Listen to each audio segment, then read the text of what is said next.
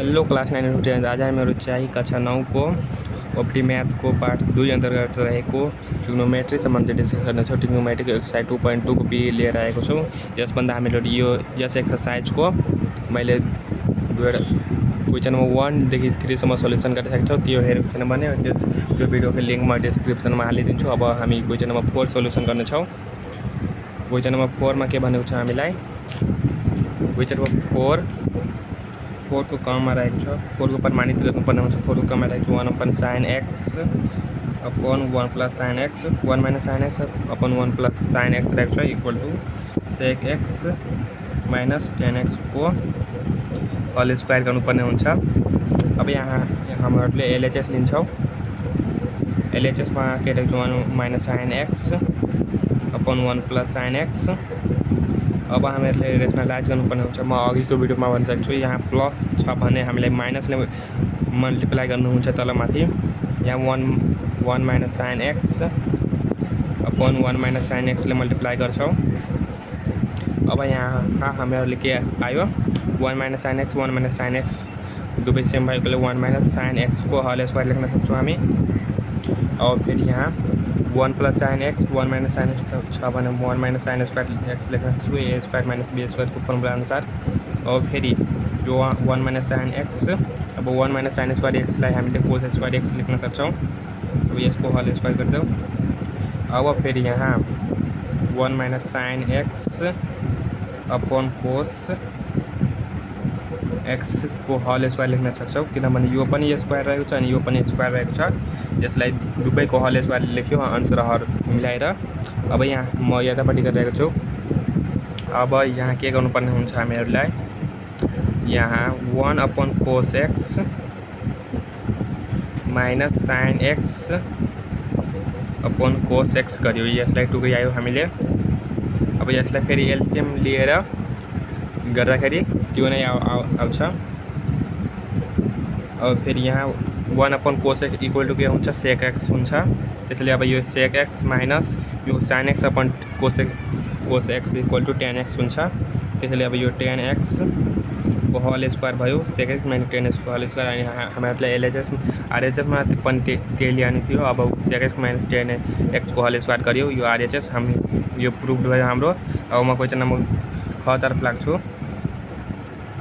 Question number ख के रहेको छ 1 plus sin theta 1 plus sin theta upon 1 minus sin theta equal to sec theta plus tan theta रहेको छ। tan theta को होल स्क्वायर रहेको छ। यो पनि यस्तै गर्न सक्छ, अलि डिफ्रेन्ट खालको रहेको छ।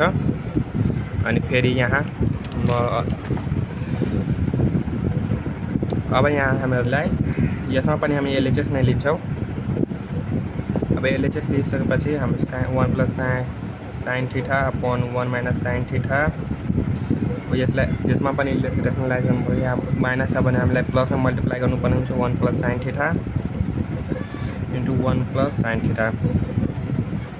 अब यो 1 प्लस sin थीटा को होल स्क्वायर हुन्छ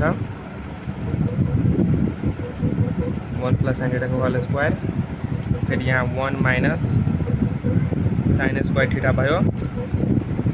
अब फेरि यहाँ हामी के गर्न सक्छौँ 1 प्लस sin थीटालाई होल स्क्वायरलाई जस्ता त्यसै लेख्छौँ अनि 1 माइनस sin स्क्वायरलाई अघि जस्तै हामी कोस स्क्वायरको रूपमा लेख्छौँ। और फेरि यहाँ 1 प्लस sin थीटा अघि जस्तै गर्छौँ हामी होल स्क्वायरलाई दुवैको आन्सरहरूको कोस स्क्वायर होइन कोस थीटा हुन्छ। यहाँ हाम्रो एङ्गल थीटा दिएको छ हाम्रो। अब यसको होल स्क्वायर भयो। अब म यतापट्टि गरिरहेको छु। यो पनि अघि जस्तै 1 अपन कोस थीटा टुक्रियाउँदाखेरि अनि फेरि sin theta upon cos theta भयो। अब यसको होल स्क्वायर हुन्छ। फेरि अब 1 upon cos theta equal to sec theta अनि फेरि माइनस यो sin theta upon cos theta equal to tan theta भयो। अब यसको होल स्क्वायर आरएचएसमा पनि हामीहरूलाई पनि प्लस हुन्छ हाम्रो, किनभने यहाँ प्लस दिएको छ त्यसैले त्यसको लागि म सोल्भ गर्न चाहन्छु। अब आरएचएसमा पनि हामीले sec theta plus tan theta को होल स्क्वायर थियो। अब यो पनि हामी आरएचएसमा पुग्यो। अब प्रुभ भइसक्यो हाम्रो। अब म क्वेसन नम्बर कति क्वेसन नम्बर यो ख थियो। अब ग तर्फ जान्छौँ।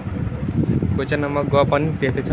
क्वेसन नम्बर ग को कोस थीटा को रूपमा दिएको छ हाम्रो 1 minus cos x upon 1 plus cos x equal to cosec x minus cot x को होल स्क्वायर दिएको छ। यसलाई पनि त्यस्तै गर्न सकिन्छ।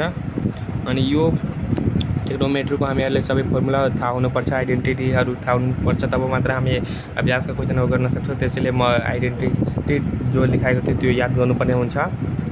अब फेरि हामी एलएचएस लिन्छौँ 1 minus cos x upon 1 plus cos x. अब यहाँ पर हाम्रो प्लस छ भने हामी माइनसले मल्टिप्लाई गर्छौँ 1 माइनस कोस एक्स फेरि अपॉन 1 माइनस कोस एक्स। अब यहाँ हाम्रो 1 माइनस कोस एक्स को होल स्क्वायर हुन्छ। फेरि यो 1 plus cos x 1 minus cos x equal to के 1 माइनस कोस स्क्वायर भयो a square minus b square को फर्मुला अनुसार। अब फेरि 1 minus cos square equal to हामी के साइन स्क्वायर लेख्न सक्छौँ। म एउटा यहाँ लेखाइदिन्छु sine square theta plus cos square theta equal to के थियो हाम्रो फर्मुला 1 थियो। अब sine square theta equal to हामी के लेख्न सक्छौँ 1 माइनस यो कोस स्क्वायरलाई यो साइड लैजाँदा 1 माइनस कोस स्क्वायर थियो। अनि फेरि कोस स्क्वायर थीटालाई लिँदा कोस स्क्वायर थीटा लिँदा अनि फेरि 1 माइनस यो प्लस छ भने त्यो साइड जाँदा 1 माइनस साइन स्क्वायर हुन्छ। त्यसैले हामी यो गर्छौँ। अनि यो क्वेसनमा पुरै हाम्रो 4 नम्बर क्वेसनमा यो आइडेन्टिटी तीनवटा आइडेन्टिटी हाम्रो युज हुन्छ। त्यसैले अब 1 माइनस कोस स्क्वायर एक्सलाई हामीले यो थीटा छ यहाँ हाम्रो एंगल थीटा दिएको छ, यहाँ एक्स दिएको छ, हामी साइन स्क्वायर एक्स राख्न सक्छौँ 1 माइनस कोस एक्स को होल स्क्वायर अपन हाम्रो साइन स्क्वायर एक्स राख्यौँ हामीले। अब यहाँ पनि हामीले यो दुवैलाई गर्छौँ साइन एक्स को होल स्क्वायर गर्न सक्छौँ यहाँ। अब फेरि यसमा हामीले के गर्न सक्छौँ अब 1 minus 1 upon sine x minus cos x upon sine x लेख्न सक्छौँ को होल स्क्वायर। अब यहाँबाट हाम्रो के आउँछ यो 1 upon sine x equal to के हुन्छ कोसेक एक्स हुन्छ, किनभने cosec x equal to 1 upon sine x हुन्छ।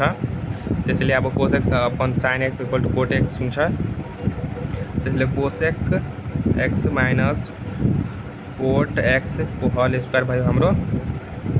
अब आरएचएसमा हामी पुग्यौँ। आरएचएसमा त्यही ल्याउनु थियो cosec x minus cot x को होल स्क्वायर। अब हामी क्वेसन नम्बर 9 तर्फ यो क्वेसन नम्बर ग थियो। अब क्वेसन नम्बर घ तर्फ लाग्छौँ। क्वेसन नम्बर घ के रहेको छ अलि यहाँ डिस्टर्ब भइरहेको छ। क्वेसन नम्बर घमा रहेको छ हाम्रो के cosec x plus cot x को whole square equal to 1 plus cos x अनि 1 माइनस कोस एक्स। अनि यसलाई एलएचएस लिए पनि हुन्छ आरएचएस लिए पनि हुन्छ। आरएचएसबाट सजिलो हुन्छ किनभने अघि क्वेसन हामी क नम्बरदेखि जति 1 प्लस कोस एक्स 1 माइनस कोस एक्सलाई लिएको छौँ। त्यसले म आरएचएस लिन्छु। RHS 1 plus cos x upon 1 minus cos x. अब इक्वल टू हामीले लेख्न लाज गर्छौँ यहाँ माइनस छ भने प्लसले 1 plus cos x upon 1 plus cos x भयो। अब यहाँ हाम्रो के 1 प्लस कोस एक्स को होल स्क्वायर हुन्छ अनि फेरि 1 माइनस कोस स्क्वायर एक्स हुन्छ अनि 1 minus cos square equal to हामीले साइन स्क्वायर एक्स राख्न सक्छौँ। तो 1 प्लस कोस एक्स को whole square upon sine square x राख्यौँ। और फेरि यहाँ हामी के गर्न सक्छौँ यो 1 plus cos x upon sine x को होल स्क्वायर राख्न सक्छौँ। अब यहाँबाट हाम्रो 1 upon sine x plus cos x upon sine x भयो होल स्क्वायर अनि 1 plus 1 upon sine x equal to के हुन्छ कोसेक एक्स हुन्छ। अनि फेरि यो cosec upon sine x equal to cot x हुन्छ। त्यसैले कोट एक्स को होल स्क्वायर हुन्छ। अनि आरएचएसमा पनि हामीलाई त्यही ल्याउने थियो join एलएचएसमा cosec x plus cot x को होल स्क्वायर। अनि यहाँ पनि हाम्रो आयो एलएचएस यहाँ हामीले लेख्न सक्छौँ अनि एलएचएस इक्वल टू आरएचएस लेख्न सक्छौँ हामीले। प्रुफ भयो हाम्रो यो पनि। अब म क्वेसन नम्बर 9 तर्फ लाग्छु।